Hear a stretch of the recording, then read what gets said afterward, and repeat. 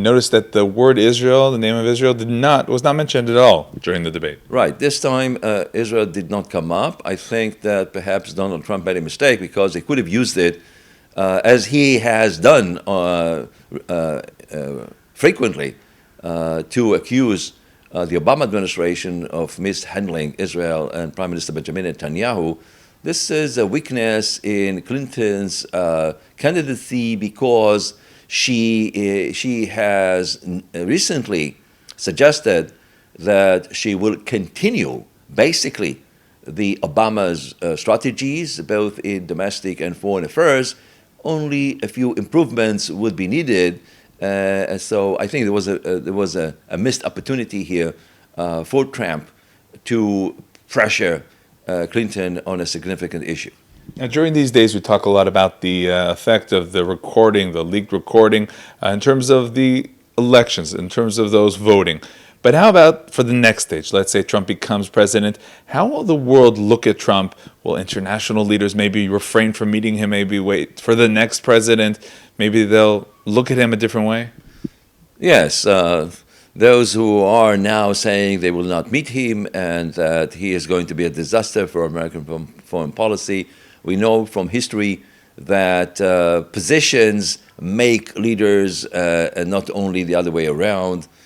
So although Hillary Clinton still has a better chance to win these elections, if and when he is elected, first, it is likely that he will be much more careful in making statements and policies than he had been during this election campaign, simply because it's one thing to win elections and another one to manage the number one superpower in the world. We also have to remember another presidential candidate, Ronald Reagan, who in the elections had been accused of being extremist, who would not hesitate to attack Soviet Russia with nuclear weapons, and that he does not know anything about foreign policy and domestic policy. Turns out to be one of the greatest American presidents. So things change when you come into the White House. Yes, obviously, even for Obama. Obama came to the White House with no experience, no knowledge or anything. Had showed in his failures, especially in the Middle East. But obviously, you would have to behave in a much different way if you want to receive enough support, both at home and abroad, to carry out your programs. What do you tell people who tell you, listen, Trump is saying things very pro-Israel. It sounds like he's Israel's best friend.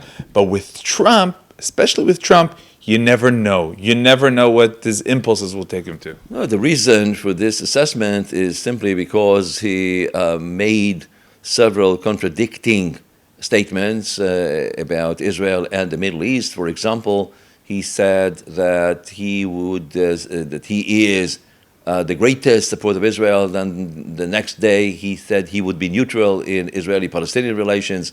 He said that he would charge Israel for the military aid that it is receiving from the United States. And on the next day, he said that, no, Israel will be exempt because it helps the United States. So it's very difficult to know who is the real Donald Trump.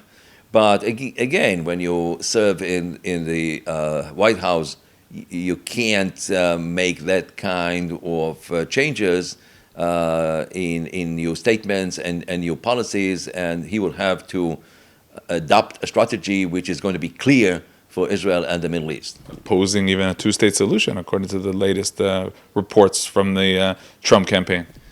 Any new American president will have to seriously reassess American strategy and policies in the world at large, in the Middle East, and specifically about Israeli-Palestinian negotiations and solutions, because so many presidents have attempted to achieve a solution via the two-state, the two-peoples solution.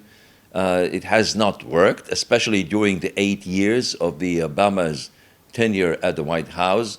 So any president, even if Hillary Clinton is elected, she will have to come up with some new ideas about what to do on Israeli-Palestinian relations.